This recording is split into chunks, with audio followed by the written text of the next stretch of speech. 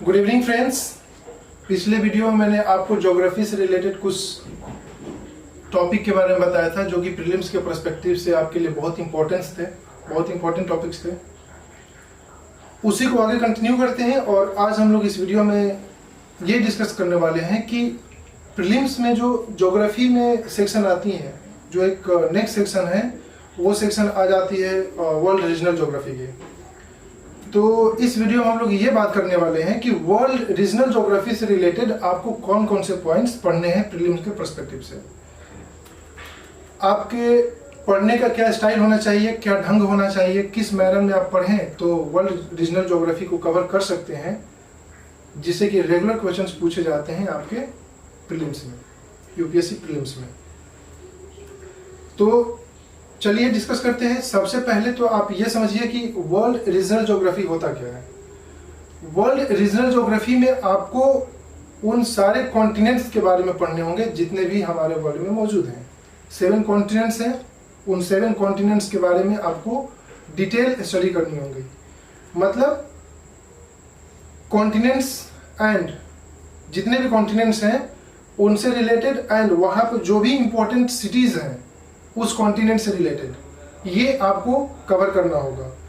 Then जैसे मान लीजिए कि आप अगर अफ्रीकन कॉन्टिनेंट के बारे में पढ़ रहे हैं तो अफ्रीकन कॉन्टिनेंट से रिलेटेड डिफरेंट टाइप्स के सिटीज जो कि वहाँ की इकोनॉमी में बहुत बड़ा कंट्रीब्यूशन देता है, बहुत बड़ा रोल प्ले करता है, एक वाइटल रोल प्ले करता है, वो आपको पता होनी चाहिए। फिर वहाँ के बारे में आपको उनकी बायोडाइवर्सिटी पढ़नी होगी, कौन कौन से रिवर सिस्टम्स है ये पढ़ना होगा, किस रिवर पे कौन से टाइप की इकोनॉमिक एक्टिविटी होती है, मतलब वहाँ की क्या अर्बनाइजेशन सिस्टम है वो पढ़ना होगा, कौन से सिटी है जो किस इंडस्ट्री के लिए फेमस है वो समझना होगा आपको। देन आपको ये समझना होगा कि उनका ज्योग्राफी पे क्या इम्पैक्ट है, ज्योग्राफिकल पर्सपेक्टिव से क्या उनका इंपॉर्टेंस है। मतलब उनका नाम, कुछ सिटीज का नाम जो कि पहले कुछ और था और अब उनका नाम जो है कुछ और हो चुका है, तो ओल्ड नेम के बारे में आपको उनके न्यू नेम्स भी जानने होंगे, उनके फीचर्स को जानना होगा, वहाँ के माउंटेन सिस्टम को, उसके बाद में वहाँ के रिवर सिस्टम्स, लेक्स कौन कौन सी पाई जाती हैं, वहाँ का आर्ट एंड कल्चर, वहाँ के फेमस इंडस्ट्रियल लोकेशंस को आपको समझने होंगे, वहाँ पे किस टाइप की इंडस्ट्री पाई जाती हैं, कौन कौन सी इंडस्ट्री जो है वो किस सेक्शन में पाई जाती है, मतलब ईस्टर्न सेक्शन में या वेस्टर्न सेक्शन में पाई जाती हैं, और जो वहाँ पे इंडस्ट्री पाई जाती है उनके वहाँ पे पाए जाने के पीछे क्या क्या कारण है, कौन कौन से फैक्टर्स उनके पीछे काम करते हैं, ये आपको जानना होगा। ये होते हैं कॉन्टिनेंट से रिलेटेड कुछ पॉइंट्स। देन आपको ये समझना होगा कि उन कंट्रीज के रीजनल ग्रुपिंग कैसे होती है। तो अगर आप एशिया के बारे में पढ़ रहे हैं, मान लीजिए आप एशिया के बारे में पढ़ रहे हैं, तो एशिया में कौन कौन से फेमस रिवर सिस्टम्स हैं वो समझिए। देन एशिया में कितने कंट्रीज हैं उनको समझिए, उन कंट्रीज के कौन कौन से फेमस इंडस्ट्री है, कौन कौन से फेमस रिवर सिस्टम है, माउंटेन सिस्टम है, आर्ट एंड कल्चर, साथ ही साथ में वहाँ के फूड हैबिट्स, क्लोथिंग, ये सब आपको समझना होगा। किस प्रकार से वहाँ के इकोनॉमिक एक्टिविटी को कंडक्ट कराई जाती है, कौन कौन से टाइप्स के वहाँ पे क्रॉप सिस्टम्स पाई जाती हैं, वहाँ पे जो पर्टिकुलर टाइप्स ऑफ इंडस्ट्री पाई जाती हैं वो क्यों वहाँ पे पाई जाती हैं, कौन से कंट्री में किस टाइप्स की इंडस्ट्री पाई जाती है, कौन सा ऐसा कंट्री है, कौन से ऐसे पर्टिकुलर टाइप की कंट्री है जहाँ पे कि सर्विस सेक्टर ही केवल ज़्यादा अवेलेबल है, वहाँ पे प्राइमरी एक्टिविटी ही ज़्यादा होती है, या फिर कौन से ऐसी कंट्री जहाँ पे कि सर्विस सेक्टर ज़्यादा अवेलेबल है और सेकेंडरी यानी कि मैन्युफैक्चरिंग इंडस्ट्री ज़्यादा वहाँ पे डेवलप नहीं है, क्यों ऐसा होता है वहाँ पे। अगर मैं अफ्रीकन कंट्री की बात करूँ तो वहाँ पे क्यों इंडस्ट्री डेवलप नहीं है, जबकि वहाँ पे मिनरल्स रिसोर्सेज तो सबसे ज़्यादा है वर्ल्ड में। तो इन सबको आपको एक होलिस्टिक अप्रोच अपना के डिस्कस करना होगा। क्योंकि अफ्रीकन कंट्री जो होती है वो बहुत ही बहुत ही पिछड़ा देश, बहुत ही पिछड़ा कॉन्टिनेंट हो जाता है, अंडर डेवलप कॉन्टिनेंट है। तो आपके सामने अफ्रीकन कॉन्टिनेंट जब पढ़ रहे हैं तो एक न्यू चैलेंज होगा कि आपको ये समझना होगा कि ऐसा क्यों होता है कि जो भी रिसोर्सेस रिच कंट्री होती हैं वहाँ पे जो डेवलपमेंट होता है वो बहुत ही कम होता है। कहीं ना कहीं वहाँ पे टेक्नोलॉजिकल चैलेंजेस हो जाते हैं, ह्यूमन रिसोर्स अच्छे से डेवलप नहीं हो पाती हैं। तो ये सब सेक्शन को आपको लेके चलना होगा अगर आप कॉन्टिनेंट के बारे में पढ़ रहे हैं तो, मतलब अगर रीजनल ज्योग्राफी के बारे में पढ़ रहे हैं तो। अब देखिए, अब तो ऐसा है नहीं ना कि आप एक ही साथ 7 कॉन्टिनेंट्स को कवर कर लेंगे। सबसे पहले आप एक कॉन्टिनेंट उठाइए, जैसे कि आपको एशिया के बारे में पढ़ना, ठीक है, तो एशिया आपने उठा लिया। और एशिया में भी पर्टिकुलर कंट्री को चूज करिए। जैसे इंडिया के बारे में पढ़ना आपको, तो आप इंडिया के बारे में पढ़ना शुरू किए, तो जब इंडिया के बारे में पढ़ना शुरू करेंगे तो आप यहाँ के पहले तो ज्योग्राफिकल सेटिंग को समझेंगे। देन ज्योग्राफिकल सेटिंग को समझने के बाद में यहाँ पे रिवर, यहाँ के माउंटेन सिस्टम, यहाँ के प्लेट्यूज, यहाँ के प्लेन्स में क्या क्या प्रोडक्शंस होती हैं, यहाँ के क्रॉप सिस्टम्स, यहाँ के सीजन के बारे में समझेंगे, ठीक है, यहाँ के मानसून सिस्टम के बारे में समझेंगे। तो ऐसे ही फीचर्स जो होती है ना, वो अलग अलग कॉन्टिनेंट में भी मिलती हैं आपको, जो कि वहाँ पर अलग अलग होती हैं। अब देखिए हमारे यहाँ जो इंडस्ट्रियल हब है वो कौन सा सेक्टर आ जाता है? हमारे यहाँ जो इंडस्ट्रियल हब होता है वो नॉर्दर्न हेमिस्फीयर यानी कि इंडिया के नॉर्दर्न सेक्शन में इंडस्ट्रियल हब ज्यादा पाए जाते हैं। तो यहाँ पे एक फैक्टर मिल सकता है आपको कि इंडिया में जो इंडस्ट्रियल हब है यानी कि जो इंडस्ट्रियल रीजन है वो नॉर्दर्न हेमिस्फीयर यानी कि नॉर्दर्न पार्ट में क्यों ज्यादा लोकेटेड है, तो ये आपको समझना होगा। फिर ये समझने की आप कोशिश करेंगे, मैं देखिए आपको इंडिया का एक एग्जांपल दे रहा हूं, वैसे ही आप अदर कंट्री के बारे में कर सकते हैं। फिर ये आप ये समझने की कोशिश करेंगे कि इंडिया के नॉर्दर्न पार्ट में ही क्यों उस टाइप्स की इंडस्ट्री पाई जाती है, मतलब इंडस्ट्रियल जोन वहां पे क्यों पाया जाता है, या फिर इंडिया में जितने भी इंडस्ट्रियल जोन पाई जाती हैं उनके पीछे कारण क्या है, particular type of industry India में पर्टिकुलर सेक्शन पर्टिकुलर जगह पे ही क्यों डेवलप है और वो अलग अलग जगहों पर क्यों नहीं डेवलप है। तो इन सब के पीछे कुछ ना कुछ कारण होता है, क्योंकि इंसान जो होता है वो रेशनल होता है। इंसान कुछ भी सोचता है, इंसान कुछ भी करता है तो उसके करने के पीछे एक कारण होता है। अब ऐसे ही नहीं कि मुझे एक इंडस्ट्री लगानी है और इलाहाबाद में मैंने आयरन एंड स्टील की इंडस्ट्री लगा दी, ऐसा नहीं होता है। अगर मुझे आयरन एंड स्टील की इंडस्ट्री लगानी है तो पहले मैं सारे फैक्टर को समझूंगा, उसके बाद में मैं उसको लगाने के लिए सोचूंगा।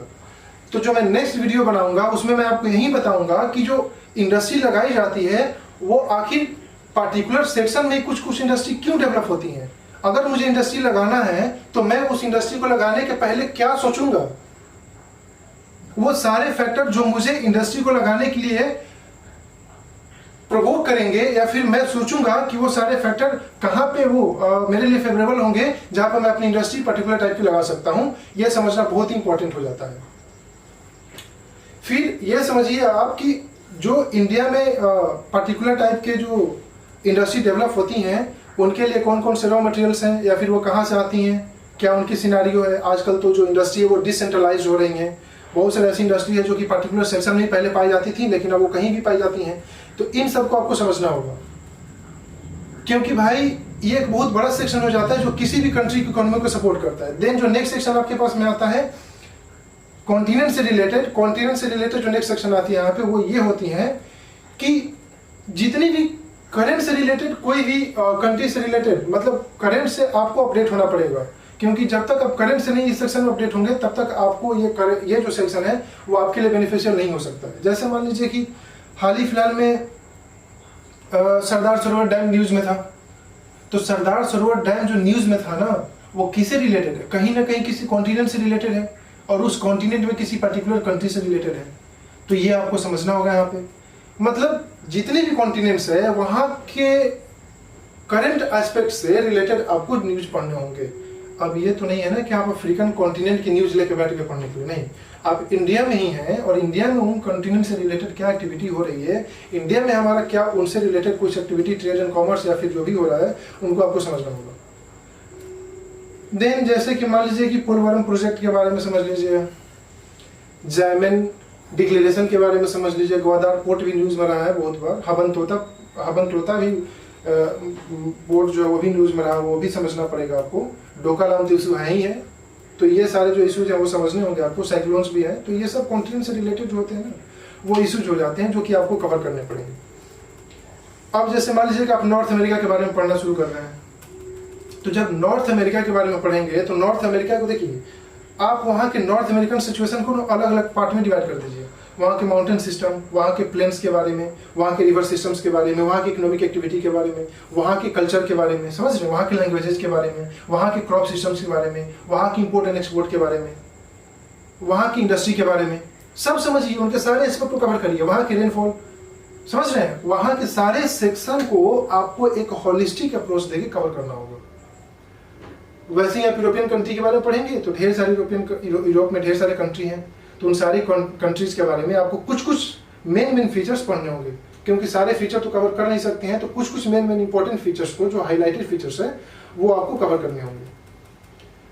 देन अफ्रीकन कॉन्टिनेंट के बारे में जैसे मैंने आपको बताया, अफ्रीकन कॉन्टिनेंट आपके लिए बहुत इंपॉर्टेंट हो जाते हैं, क्योंकि वहां पे जो सेक्शन आपको कवर करने होंगे उसमें से आपको वहाँ के इकोनॉमिक सिस्टम कवर करने होंगे, वहाँ के आर्ट एंड कल्चर, वहाँ के सोशल सिस्टम, वहाँ के रेनफॉल, वहाँ के फॉरेस्ट डिस्ट्रीब्यूशन सिस्टम, वहाँ के रिवर सिस्टम, वहाँ के mountain plain plateaus crop system, वहाँ के ट्राइब्स के बारे में आपको पढ़ने होंगे, कौन कौन से ट्राइब्स जो पर्टिकुलर टाइप्स की एक्टिविटी करती हैं वो पढ़ने होंगे, किस प्रकार की एक्टिविटी अफ्रीकन कॉन्टिनेंट में होता है, कौन कौन कंट्री को किस नाम से जानते हैं। अब जैसे देख लीजिए वहाँ पे बिग गेम कंट्रीज भी पाई जाती हैं। फिर जो ईस्टर्न सेक्शन है जो कि सिंग टाइप से यानी कि हॉर्न टाइप से निकला हुआ है, जिसको हम बोलते हैं हॉर्न ऑफ अफ्रीका, ये आपको समझने होंगे। मतलब अफ्रीकन कॉन्टिनेंट को आपको क्या करना होगा, आपको पहले कैटेगराइज करना होगा। पहले आप उनको इस वे में कैटेगराइज करिए कि आपको पढ़ने में ना आसानी हो जाए, समझने में आसानी हो जाए। आप रैंडमली अगर अफ्रीकन कॉन्टिनेंट के बारे में पढ़ना शुरू करेंगे और कहीं से भी लेकर पढ़ना शुरू कर देंगे तो वो आपको इंटरेस्ट नहीं देगा। मतलब आप चाह के भी ना उसमें उतना इंटरेस्ट नहीं ला पाएंगे जितना कि आपको होना चाहिए, और अल्टीमेटली आप बोर हो जाएंगे, फिर उसको छोड़ देंगे। तो एक सीक्वेंस डेवलप करिए, एक टेक्निक डेवलप करिए कि किस प्रकार से उसे कवर करना है। मैंने आपको बताया ना भी कि आप किसी भी कॉन्टिनेंट के बारे में पढ़ रहे हैं ना, तो वहां के पहले physical setting, then economic setting, then वहां के जो ये है क्या बोलते हैं नेचुरल सेटिंग, आप ऐसे करके पढ़िए, तब आप ज्यादा अच्छे से समझ पाएंगे। नहीं तो फिर आप उसमें कंफ्यूज कर जाएंगे। हाँ, अब जो नेक्स्ट पॉइंट मैं इसमें बताने वाला हूं वो ये है कि आप पिछले 10 इयर्स के यूपीएससी के क्वेश्चन पेपर लेके बैठिए और उसमें देखिए कि कौन कौन से कॉन्टिनेंट के बारे में किस प्रकार से क्वेश्चन पूछे गए हैं। क्योंकि मैं यहाँ पर जो भी आके बता रहा हूँ ना, वो कोई आपके लिए फायदा नहीं होगा जब तक आप ये नहीं देखेंगे कि पिछले 10 सालों में यूपीएससी ने कॉन्टिनेंट से रिलेटेड यानी कि रीजनल ज्योग्राफी से रिलेटेड किस प्रकार से क्वेश्चंस पूछे हैं। तो ये सेक्शन है और ये कुछ पॉइंट्स हैं जो कि आपको वर्ल्ड रीजनल ज्योग्राफी के पर्सपेक्टिव से ध्यान रखने होंगे और पढ़ने होंगे। देखिए, अब मैं आपको इसके कुछ सोर्स के बारे में बता देता हूं जो कि आपके लिए बहुत ही बेनिफिशियल हो सकता है। सबसे पहली बात तो आप एनसीईआरटी को उठाइए, 6th क्लास, 7th क्लास और 8th क्लास की। ओल्ड एनसीईआरटी बेनिफिशियल है, बिल्कुल बेनिफिशियल है। उसमें जो कॉन्सेप्ट दिए गए हैं, माइंड ब्लोइंग कॉन्सेप्ट दिए गए हैं, फीचर्स भी माइंड ब्लोइंग है। लेकिन उसमें एक कमी है। कमी ये है कि जो भी उसमें कॉन्टिनेंट के बारे में दिए गए हैं ना, वो ओल्ड डेटा पे बेस्ड है। मतलब अगर आप वहाँ की इकोनॉमिक एक्टिविटी के बारे में पढ़ेंगे तो हो सकता है कि पहले कोई और सिटी जो था ना वो पर्टिकुलर टाइप की एक्टिविटी में आगे होगा, लेकिन अब कोई न्यू सिटी वहाँ पे इमर्ज हुए होंगे, तो वो डेटा वहाँ पे आपको मिस करने के लिए थोड़ा वो आपके लिए वहाँ पे कंफ्यूजिंग हो सकता है। तो आप कॉन्सेप्ट के लिए ओल्ड एनसीईआरटी 6th क्लास की, 7th क्लास की और 8th क्लास की प्रेफर कर सकते हैं, क्योंकि उन तीनों एनसीईआरटी में आपको 7 कॉन्टिनेंट्स के बारे में डिटेल से दिया गया है। अगर आपको डेटा थोड़ा सही नहीं लग रहा है, जो कि होगा ही, नॉर्मल सी बात है, पुरानी एनसीईआरटी उसमें डेटा तो रेलेवेंट होगा नहीं, तो आप न्यू एनसीईआरटी भी कवर कर सकते हैं, उससे रिलेटेड फैक्ट को आप मिल सकता है उसमें आपको। तो यहाँ पे आपको एनसीईआरटी को फॉलो करना होगा, 7th क्लास की, 8th क्लास की और 6th क्लास की ओल्ड एनसीईआरटी। डेटा तो सही नहीं होगा, डेटा के लिए आप करंट अपडेट हो सकते हैं, पीआईबी के सोर्स पे जा सकते हैं, या फिर जो न्यू एनसीईआरटी है 6, 7, 8 की वो फॉलो कर सकते हैं। अगर आपके पास में आईसीएसई बोर्ड की कोई बुक्स है 6, 7, 8 की, तो भी फॉलो कर सकते हैं। तो ये आपके पास में सोर्सेस है। हाँ, और जो आपको मैं एक बुक बता रहा हूं जो कि वर्ल्ड के रीजनल ज्योग्राफी के लिए इंपॉर्टेंट हो जाता है, वो है जेसी लियोन की बुक। जीसी लियोन की जो बुक है ना, उसका जो लास्ट 100 पेजेस है, जिसमें कि नेचुरल ज्योग्राफी के बारे में उन्होंने फोकस किया है, अलग अलग कॉन्टिनेंट के बारे में, वहां के अलग अलग क्लाइमेट के बारे में, वेजिटेशन के बारे में, वाइल्ड लाइफ के बारे में और वहां के ट्राइब्स के बारे में, तो वो आपके लिए इंपॉर्टेंट हो सकता है। तो यहाँ पे आपको ये 2 सेक्शन कवर करने होंगे, एक एनसीईआरटी और एक जेसी लियोन को। तो इतने पढ़ लेंगे तो मेरे ख्याल से ये काफी है। बाकी अगर आप और ज्यादा कवर करना चाहते हैं तो मैं अपने चैनल पे समय समय पे इन सारे टॉपिक से रिलेटेड वीडियो आपको दूंगा। फिलहाल के लिए बस इतना ही। आप मेरे चैनल को सब्सक्राइब करिए, लाइक करिए, कमेंट करिए। अगर कहीं भी आपको कोई दिक्कत हो रहा है, किसी भी टॉपिक से आपको कोई दिक्कत हो रहा है, आप चाह रहे हैं कि मुझे और डिटेल एनालिसिस चाहिए कि वर्ल्ड के रीजनल ज्योग्राफी में मुझे और क्या क्या पढ़ना है, अभी नहीं समझ में आया सर, तो प्लीज मुझे कमेंट करिए। मेरे कॉन्टैक्ट नंबर पे आप कॉन्टैक्ट करिए, मैं आपको सारे सजेशन दूंगा, सारे सॉल्यूशन दूंगा। And please like and subscribe my channel. Thank you so much.